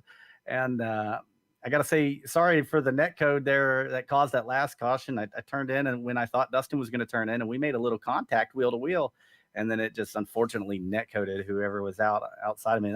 I hate that, man. I hate net code, but that was such a fun race. Sim Racing merch on the car. Thank you to James Krahula for that. We got a beautiful looking car you can't miss on the track. I love it. Heart in the wall on Twitch. Unacceptable Racing, Tommy Ryan and Dean Mall. Dean Mall wasn't able to be here tonight, but what a freaking race. Yeah, I can't wait to go back and watch your Twitch stream from tonight. That's going to be entertaining. Yeah, and we were just, we were definitely white knuckling it a lot of that race. And I couldn't believe the qualifying run we got. We were up there in second. I was like, man, how did that hold? It felt like it got so tight going into one on the qualifying lap that I just thought we were going to be mired back. And then, early on, I could tell that Dustin was going to be the strongest competition. He was just so good. And I couldn't really run the bottom like he did. It got too tight. I didn't feel confident in it. So I always tried to work my way to the middle and give enough room that we, didn't let anybody in between us. Ricky, if you go back and watch the broadcast, you're going to find that I criticized you with about 15 to go because you had a big run, and Dustin, it looked like he got tight on the bottom and pushed up, and he had to lift. And you were totally clear of Dustin with Adam Young on the outside, and I was convinced that you should have shut the door. It wouldn't have even really been shutting the door. You had plenty of time to come down and take over that inside line Dustin had been running because he had led so many laps on the bottom. Instead, you held your line. You let Dustin have the inside back. Take me through the thought process there. Yeah, I didn't want to get trapped on the bottom. I felt really good in the middle lane. In fact, I was trying not to tip my hand. Honestly, I was feathering it a little through 3 and 4 when I was in the middle lane so that I wouldn't beat him back to the line too many times and let him see how strong it was. But I really felt like it was extremely strong coming off of turn 4 right there. Well, it certainly was on that last run. You could see it, and a great job on the 1 lap restart there. Were you concerned when it came down to just 1 lap? Did you worry that maybe you wouldn't get enough speed built up? No, not at all. As soon as I saw that we were going to have a 1 lap shootout, I said, I just won. The only way I don't win is if the guys behind me run into us and cause some kind of chaos on the initial start. But they didn't, and we made it. I knew it. And in my interview last week on the second step of the podium, what did I tell you? I was going to go out here and win this race. That's what I said I was going to do. And you know what? We did it. I think you did. Congratulations, Ricky. What a great run, man. It's going to be a popular win in the Lionheart world. Ricky Harden, first career win, comes tonight, and it's heartbreak for the man who led the most laps to Candyman's with Brian Yancey. Dustin, from the thrill of victory to the agony of defeat, second place finish tonight, second closest finish in Lionheart history. Just got that from, saw that little footnote from George. Talk us through it. You were committed to the bottom the entire run, pretty much the entire race. Was that the plan from the onset, or did it just kind of unfold that way? Yeah, no, I felt really good up in the third lane, which is how I was able to maneuver during the first stint. I didn't want to be on the bottom, really. I feel it's almost a cheat at a certain point because you have the clean air. It lets you stay down there. And if you get the just a wide enough entry. And there towards the end, it was really difficult because the pinching was more and more. And so it caused me to swing out wide one time. I missed my entry. And I gave Harden the lead like that. I just didn't get enough of an apex, enough of an angle in there. And then, much to my surprise, I got that. You took the second lane into 3, and I thought, well, that was generous. But I didn't plan on staying down there. But I knew that that's where I had to be. I mean, that's, you get down to the end of it here, and I bet you were heartbroken with that most recent patch from iRacing that shortened up the cautions a little bit, because had we run one more, we would have finished under caution. It would have been all yours, bud. No, man, I'd rather win or lose under green any day. And I couldn't have been more thrilled for Ricky, man.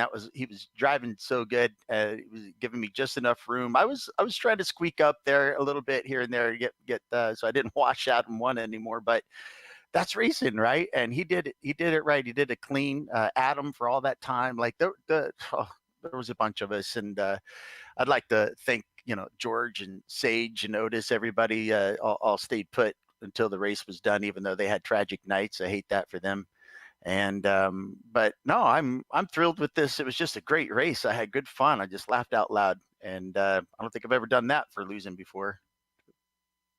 I mean, it's good that you can at least laugh at it at the end of it, Dustin. I mean, season's getting down to it. You had a good points day here. As we're winding down the season, as I've already said, apparently it's been one of those nights for me, Dustin. Hang on with me. I mean, we're getting down to it. With this being that, with three races left, any of them stand out at you as another shot to maybe take that next step up on the podium? No, nothing. I'm always surprised when I land up here. I had a horrible start to the season, and when we figure drops in, I don't think I'm gonna fare too well. But I'm having a lot more fun right now in this back half of the season, and both this and the IR18 than I was having in the middle part of the season. So I'm just taking a race by race and enjoying myself. Dustin, real quick, let me jump in here. I've got good news for you. If you go look at the points on the website right now, they're updated through tonight, and that includes drops, and it puts you P4, 25 points out of P3. So I think you're in better shape than you realize. Oh my goodness, yeah, I had no clue. That's really pretty awesome. I was hinting around to that. You're gonna have fun looking at it. No, I was celebrating for Ricky, man. I wasn't looking at the website. That's cool. That's way cool. But while I have a chance before you guys kick me off, I want to thank doorscandy.com.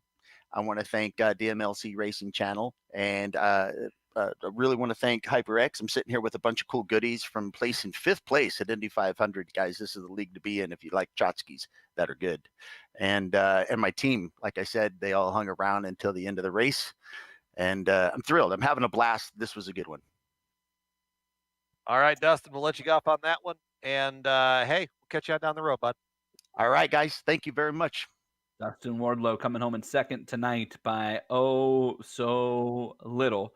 And the man who came home in third, Bobby Mikes, is on the podium for the second time in 3 weeks. Bobby, it was certainly an exciting race from your end of things.